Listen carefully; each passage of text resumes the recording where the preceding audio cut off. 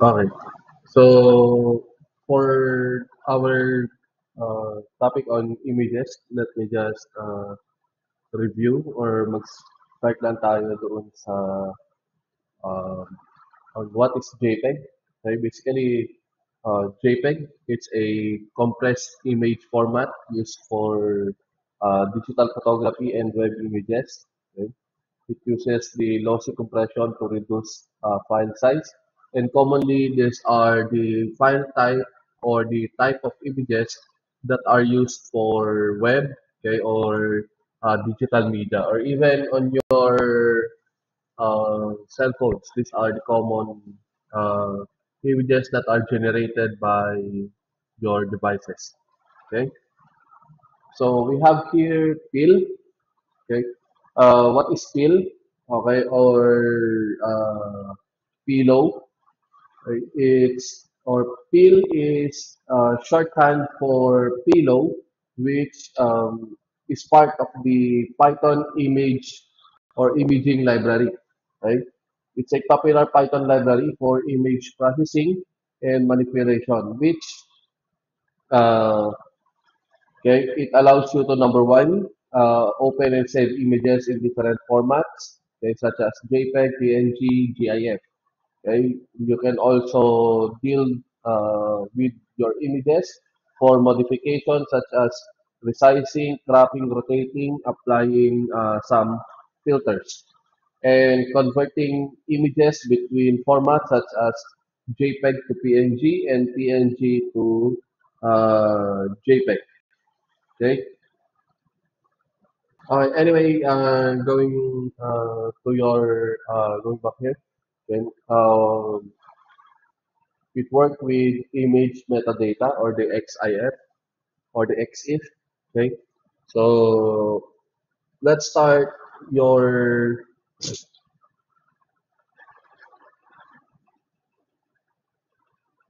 okay.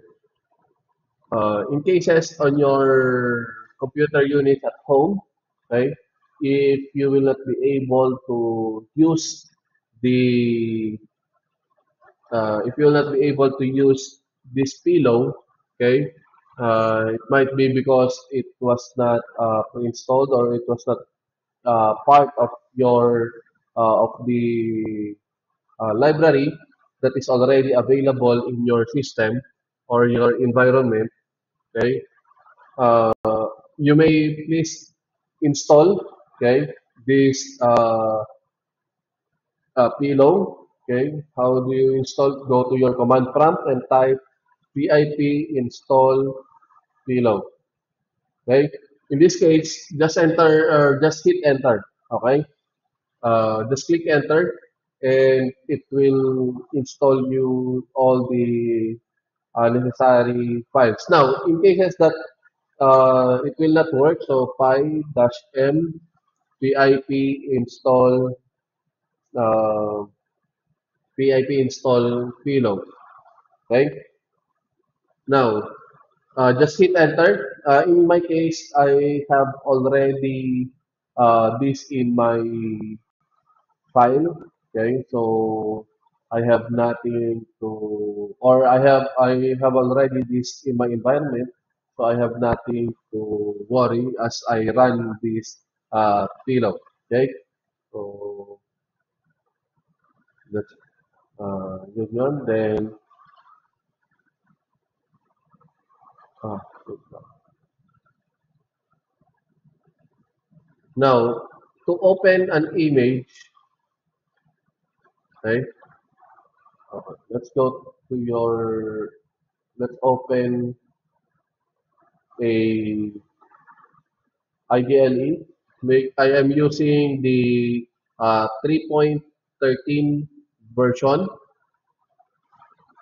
Yeah. Going back dito sa ating recording. So, again, save ko lang ito. I'll just go to this directory. Okay. So, dito, okay, how do we open an image? okay, using our Python or using the Tilo. So first, from PIN, okay, import image, okay. Again, we will be opening an image. So let me just create a variable that will handle our um, the file that will be opened. Okay. So we have here a variable img. Right. So image that open. Right. What will we open is the actual image actually that you will be manipulating of. Okay. For this example, I have this, okay, sample image. Okay, so this is the sample image that I'll be going to manipulate with my program. So it is sample image with a file type of JPEG. Okay, it's a JPG.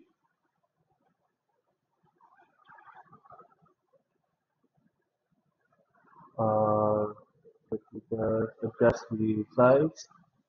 So make it maybe 14 maybe, or 14 para mas malaki lang. Okay, so image open. So I have here sample underscore image, then the file type, which is an image, or sorry, which is a JPEG. Okay, so JPEG or JPG. Now, if either case, if um, there are circumstances that JPEG are to be extended like JPEG. So it's important for you to know that one, that if it's extended or it has an extension name of JPEG, you should include the E in your extension. Okay? So there will be a time kasi na hindi siya mag-work. So kaya para to be safe, if it's JPEG, you use JPEG. Okay? If JPG, JPG po. Okay? So in this case, it's only JPG, so I'll be using JPG. Then we will have uh, line here or a code that will open or show our image. So ano po yan? We have image, then the function show under the under this library. So show, then let me just save. Okay. Take note na kung saan po kayo nag-save ng inyong image. In this case, I have saved my image in this directory. Okay, so I'll also be saving my Python file uh, on this directory para po wala tayong maging problema later on. So let me just save it here. So imaging, imaging demo. Okay, then save. Okay, let me just run. It's fine. Ayan. So, ayan. So this is the uh, open image. Okay, so JPEG. Or this is the image that I have opened. So you have your Python. Close natin. Proceed tayo sa other part of this discussion. Now, to resize our image, okay, let me just again create another variable that will handle the resize image. So you have your resize underscore ing is equals to img dot resize. Okay. Then again, you have your or we have the parameters or two. You have the two parameters. It's the length and the width of our new resized or the resized image. So we have your 200. Let's make it 500 by 500. So 500 pixels in length and 500 pixels in width. Okay. So then resize img dot show. Okay, save, then run. Okay. So this time there will be two image that will be open. The original and you have your resized image. Okay. So next,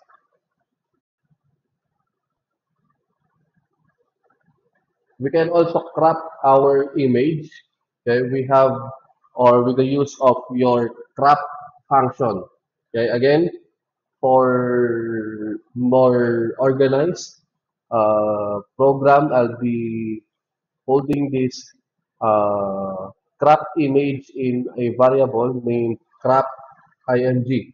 Okay, so image img dot crop. Okay, now for our ing or for our crop function, there are four parameters. Okay, that should be noted of. Okay, you have your left, the top, right, and you have your bottom. Okay,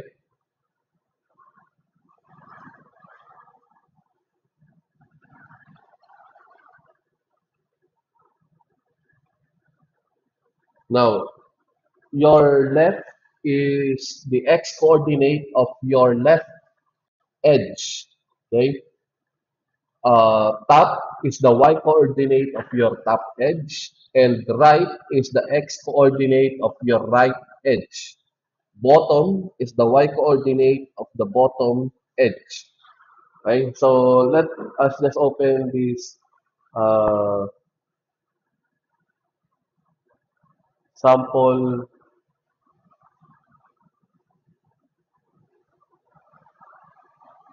sample image. Okay, so your left, okay, the counting for your left is it will start from the edge or the left edge part uh, of your image. Then it will count at least if you will be if you will to at least put here halimbawa 50, okay? 50, 50, 200, 200. Okay. Meaning we will be cropping or we will be start our crop image from left na 50 pixels. So maybe from here 0 up to 50. So for example, it will the 50th pixel will or the yes the 50th pixel will end on this part. Okay, so we will now be coming up also with our top. So from our top, okay, we will be counting also 50 since it's 50-50. So 50. So maybe around on this portion. Okay. Then you have your right, okay, or the another or the third parameter, okay, which is an x coordinate of the right edge. So we will be uh, counting 200 pixels from our right, okay.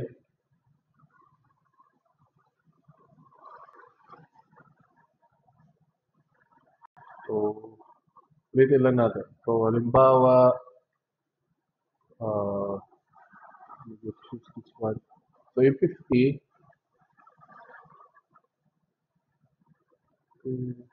okay. So 0, this is from 0 to 50, for example. Then we'll also be counting 0 to 50 from our top. So 0 to 50.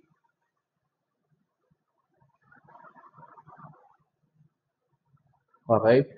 Then again, the right will be from 0 to 200.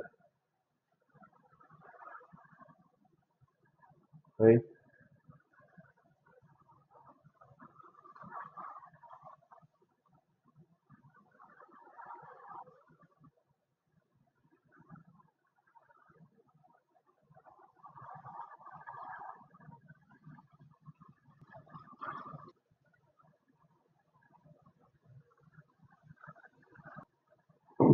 Okay.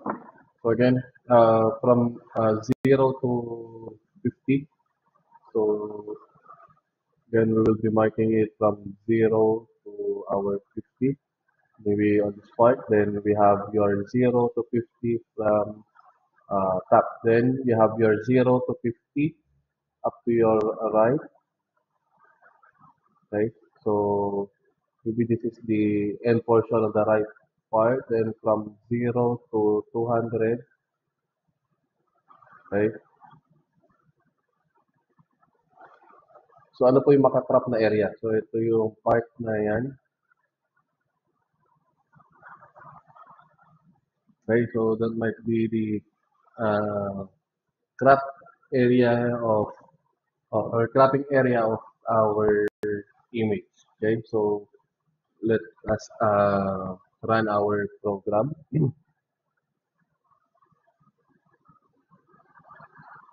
So run.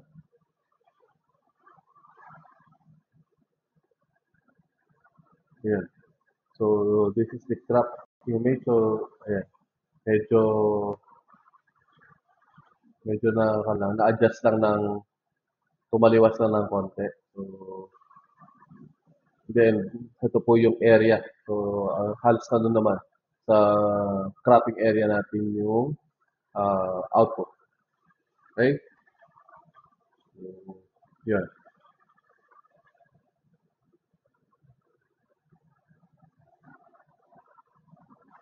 Okay?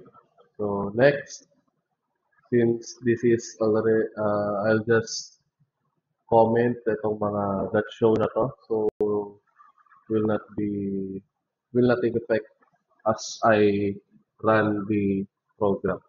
Right? Next po. We can also rotate our image. So again, I'll be creating a variable that will handle. So rotate image is equals to image dot rotate. Okay. Then you have your 90. Then the 90 here is the angle of rotation. Okay. So if it's 90, it will rotate left counterclockwise by 90 degrees. Okay. So I'll be placing negative 90, so it will rotate right clockwise, okay, by 90%. So I can also put here 180, okay, which will rotate upside uh, down, okay. So we have at least your 360 na rotation naman. So medyo kabisado naman natin yan. So 90, negative 90 to 181. So okay, let's try. Lagyan lang natin dito 90. Then you have your rotated img dot show, save, then run. Ayun. So our original image is ito. So upon rotation, nag-rotate siya ng ito, 90 degrees counterclockwise.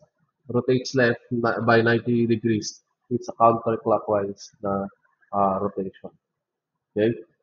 So, paano ba ang clockwise, di ba? So, heto, yung rotation na to. So, if I will rotate it on a normal rotation, ayan. Yun nga lang po, it follows the, so, halimbawa, for this 90 degrees, it's a counterclockwise rotation. Okay, so, titignan natin yan. So, ito yun. Okay, so next, pwede tayong mag-rotate again. I-comment ko lang.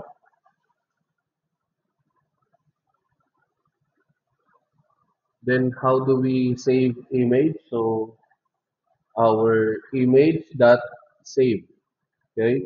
Then the new name of our image. So new underscore image.jpg. Then the file extension,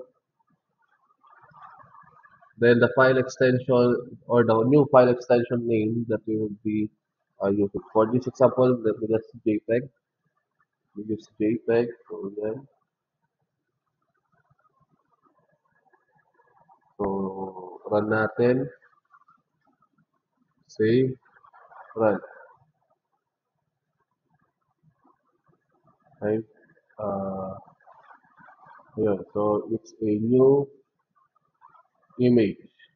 Right? Let me try it to be a PNG. Let's try kung natin PNG F5.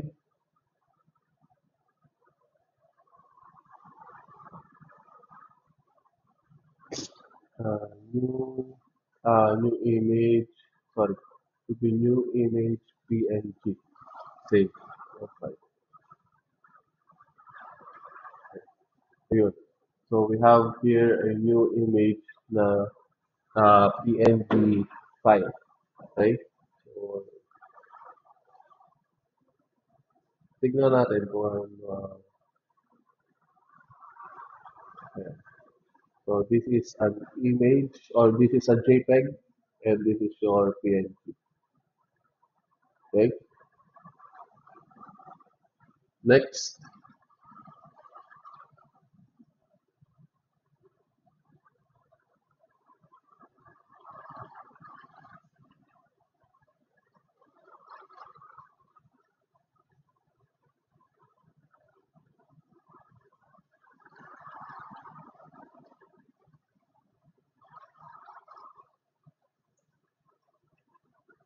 Okay. Then we can also convert our image. Okay? There are in converting our image.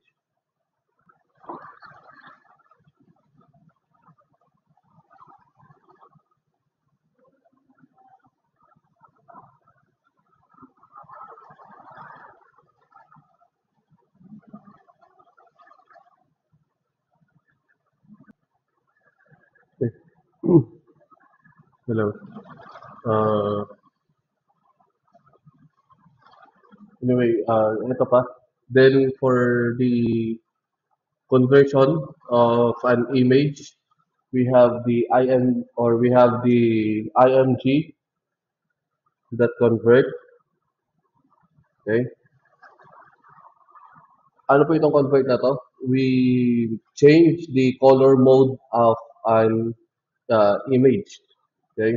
So sa color mode natin, may mga sinusundan tayong mga modes. Okay. Wait lang, check natin ano yung mga color modes na yan. So we have here the different color modes. You have your uh, one, which will convert the image to a black and white. L, which converts the image to grayscale. RGB, RGBA, CMYK, and HS, HSB accordingly. Okay? So, check natin. So, halimbawa, IMG that convert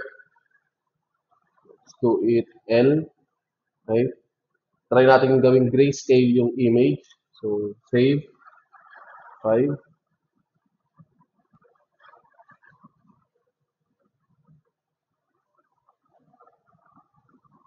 Uh,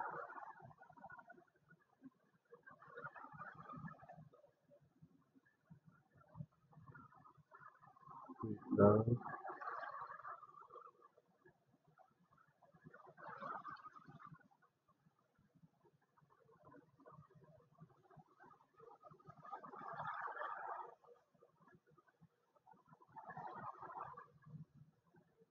Then, save natin IMG. Sorry, iba pa natin na save. IMG that save. Okay. So, lagyan natin dito converted image dot png comma png. Okay. Save. That's fine. Ayun. So let us open this converted image.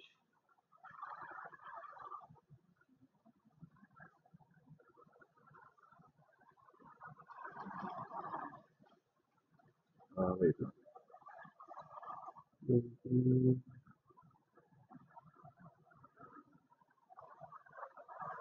IMG.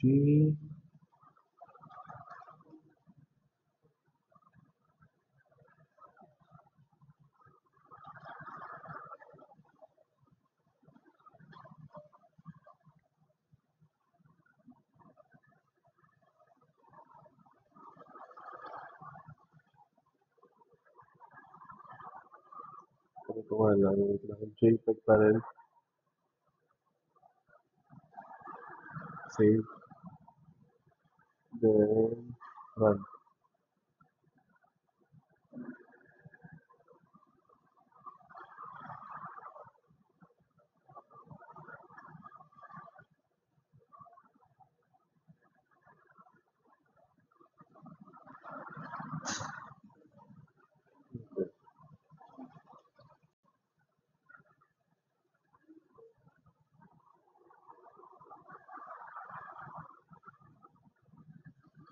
Wait, may na-encounter na error. Saglit lang. Ayun, so, uh, save na na. Naglagay na ako ng E dun sa ating JPEG. Run lang natin. Ayun. Although, hindi nag-change yung ating image. Wait lang, check natin bakit.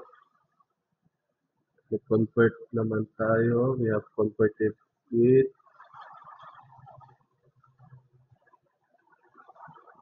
Wait lang. IMG converted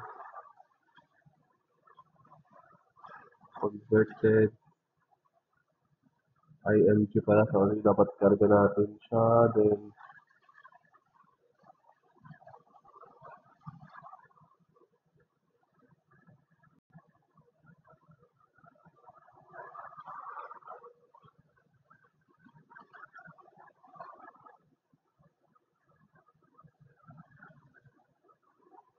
converted IMG. Let's save. Save lang natin.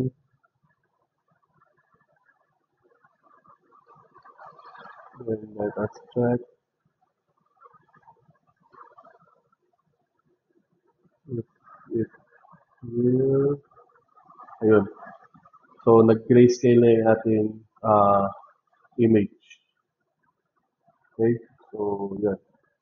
We have converted, we have saved the converted image to a converted image variable. Then, the converted image variable that's saved.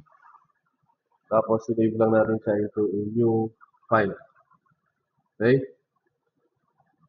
So, next, the next part of this program of this recording will discuss the OpenCV. Thank you.